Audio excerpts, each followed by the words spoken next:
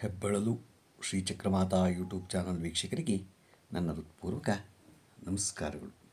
ಸುಭಾಷಿತ: ಜಗತ್ತಿನಲ್ಲಿ ಯಾರನ್ನೂ ಕೇವಲವಾಗಿ ಕಾಣಬೇಡಿ.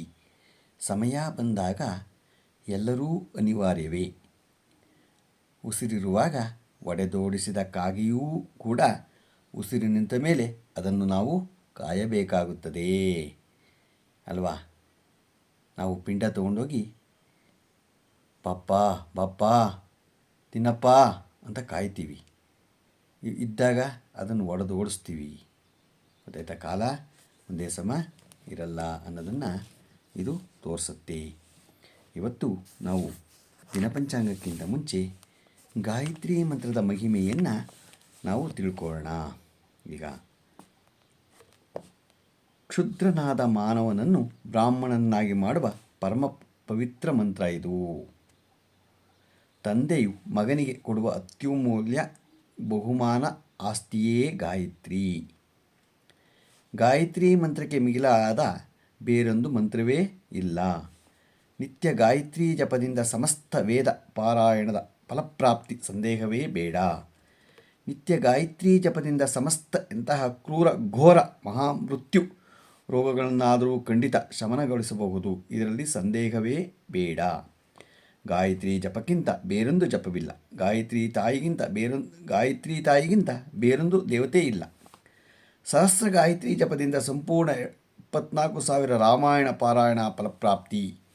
ದೃಷ್ಟಿಭಯ, ಅನಾರೋಗ್ಯ, ಚಿಂತೆ, ಶತ್ರುಕಾಟ, ಭೂತ ಪ್ರೇತಕಾಟ, ಶ್ರಾದ್ದ, ಭೋಜನ ದೋಷ ಇಂತಹ ಲಕ್ಷ ಕೋಟಿ ದೋಷಗಳನ್ನು ಕ್ಷಣ ಮಾತ್ರದಲ್ಲಿ ಭಸ್ಮಗೊಳಿಸಿ ನಮ್ಮನ್ನು ಪಾವನಗೊಳಿಸುವ ಈ ಮಂತ್ರಕ್ಕೆ ಸರಿಸಾಟಿ ಬೇರೇ ಇಲ್ಲ. ಯಾವ ಜಪವೂ ಇಲ್ಲ. ಉಪನಯನದಲ್ಲಿ ಜನಿವಾರ ಧಾರಣೆ, ಮದುವೆಯಲ್ಲಿ 2ನೇ ಜನಿವಾರ ಧಾರಣೆ, ಶ್ರಾದ್ದದಲ್ಲಿ ಅಡಿಗೆ ಸಂಪ್ರೋಕ್ಷಣೆ, ಮರಣಿಸಿದ ವ್ಯಕ್ತಿಗೆ ಪಂಚಗವ್ಯ ಸ್ನಾನ, ಅಸ್ಥಿಗಳನ್ನು ಶುಚಿಗೊಳಿಸುವಾಗ ಹೀಗೆ ಎಲ್ಲಿ ಯಾವ ಸಂದರ್ಭದಲ್ಲಿ ಈ ಮಂತ್ರವನ್ನು ಬಳಸಿದರೂ ಇದಕ್ಕೆ ಮೈಲಿಗೆಯೇ ಇಲ್ಲ. ಗಾಯತ್ರಿ ಜಪಕ್ಕೆ ಯಾವುದೇ ಕಾಲನಿಯಮವಿಲ್ಲ. ಎಲ್ಲಿ ಯಾವಾಗ ಬೇಕಾದರೂ ಜಪಿಸಬಹುದು. ಒಂದೆಡೆ 4 ವೇದಗಳು, ಮತ್ತೊಂದೆಡೆ ಗಾಯತ್ರಿ ಮಂತ್ರವನ್ನು ತೂಗಿದರೆ ಗಾಯತ್ರಿ ಮಂತ್ರದ ತಕ್ಕಡಿಯೇ ಭಾರವಾಗಿ ಕೆಳಗೆ ಉಳಿಯುತ್ತದೆ. ಅಷ್ಟು ಶಕ್ತಿಶಾಲಿಯಾದದ್ದು ಗಾಯತ್ರಿ ಮಂತ್ರ.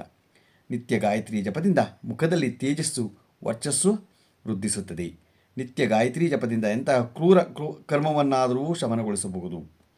ನಿತ್ಯ ಗಾಯತ್ರಿ ಅನುಷ್ಠಾನ ನಿಮ್ಮ ಬಳಿ ಇದ್ದರೆ, ಶ್ರಾದ್ದ ಮಾಡುವ ದಿನ ಶ್ರಾದ್ದ ಸಮಯದಲ್ಲಿ ಲಕ್ಷ ಮೈಲಿ ಇದ್ದರೂ ಅದು ಶ್ರಾದ್ದಕ್ಕೆ ಅಡ್ಡ ಬರದಂತೆ ಗಾಯತ್ರಿ ದೇವಿಯು ರಕ್ಷಿಸುತ್ತಾರೆ.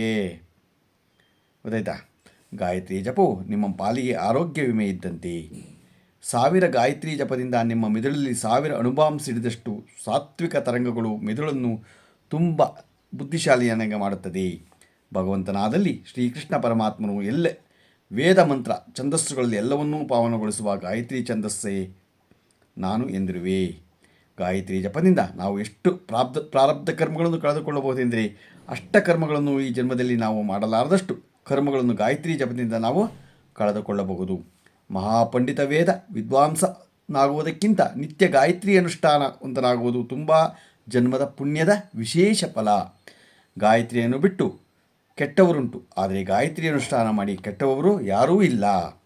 ನಿತ್ಯ ಗಾಯತ್ರಿ ಜಪದಿಂದ ಆ ತಾಯಿ ನಿಮಗೆ ಸನ್ಮರಣವನ್ನು ತಪ್ಪದೇ ಕರುಣಿಸುವಳು. ಇದು ಪರಮಸತ್ಯ. ಇದರಲ್ಲಿ ಸಂದೇಹವೇ ಬೇಡ.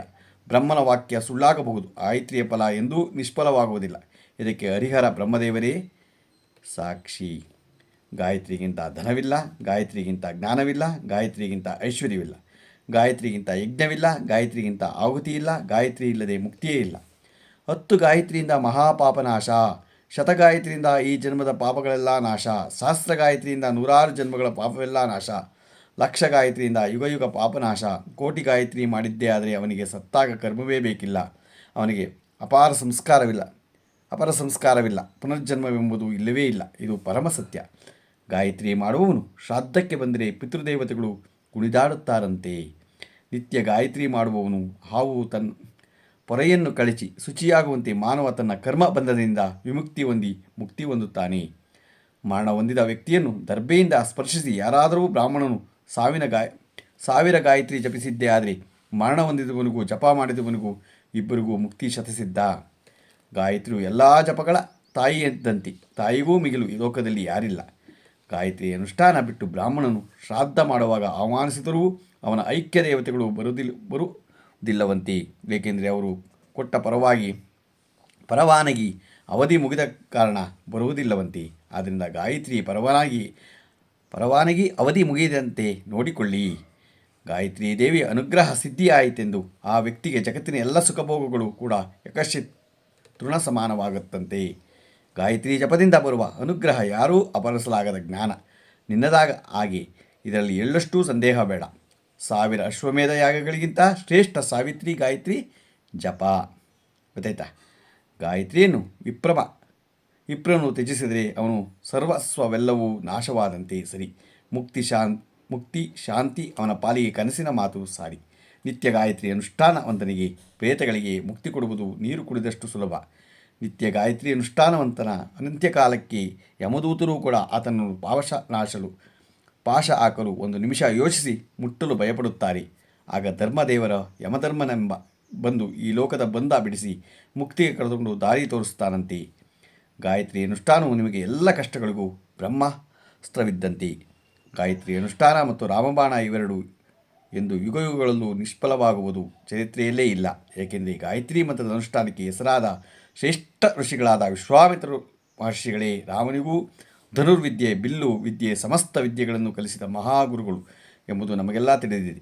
ಮಂತ್ರದ ಶಕ್ತಿ, ರಾಮಬಾಣ ಇವೆರಡೂ ಗುರಿ ತಪ್ಪುವುದೇ ಇಲ್ಲ. ಯಾರೋ ಒಬ್ಬ ಬ್ರಾಹ್ಮಣನು ಐಶ್ವರ್ಯಕ್ಕಾಗಿ ಗಾಯತ್ರಿಯನ್ನು ಎದೆಬಿಡದೆ ಜಪಿಸುತ್ತಿದ್ದನಂತೆ. ಕೊನೆಗೆ ಗಾಯತ್ರಿ ತಾಯಿ ಪ್ರತ್ಯಕ್ಷಳಾಗಿ ಏನು ಬೇಕೆಂದು ಕೇಳಲು ಅವನಿಗೆ ಮಾತೇ ಹೊರಡದೆ ಮುಕ್ತಿಯನ್ನು ಬೇಡಿದನಂತೆ. ಈ ಮಂತ್ರದ ಜಪದಲ್ಲಿ ಭಕ್ತಿ ಎಂಬುದು ಸೇರಿದೆ. ಆದರೆ ನೀನು ಬಯಸುವ ಫಲಕ್ಕೆ 1000 ಪಟ್ಟು ಈ ತಾಯಿ ನೀಡುತ್ತಾಳಂತೆ. ಆದ್ದರಿಂದ ಬಯಸುವ ಜಪಕ್ಕಿಂತ ಕೃಷ್ಣನ ವಾಕ್ಯದಂತೆ ನಿಷ್ಕರ್ಮ ಕರ್ಮ ಜಪಕ್ಕೆ ಶಕ್ತಿ ಜಾಸ್ತಿಯಂತೆ.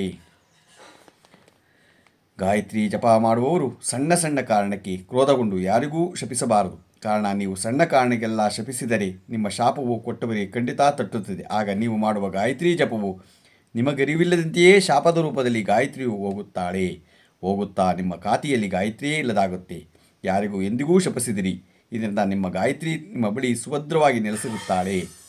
ಮೋಕ್ಷವನ್ನು ಹೊಂದಬೇಕೆಂದು ಇಚ್ಛಿಸುವವನು ಒಂದು ಕ್ಷಣ ವ್ಯರ್ಥ ಮಾಡದೆ ನಿರಂತರ ಗಾಯತ್ರಿ ಜಪ ಮಾಡುತ್ತಿರಬೇಕು. ಮೋಕ್ಷ ಮಾರ್ಗಕ್ಕೆ ಇದ್ದಕ್ಕಿಂತ ಸುಲಭ ಉಪಾಯ ಬೇರೆ ಇಲ್ಲ. ಗೊತ್ತಾಯ್ತಾ?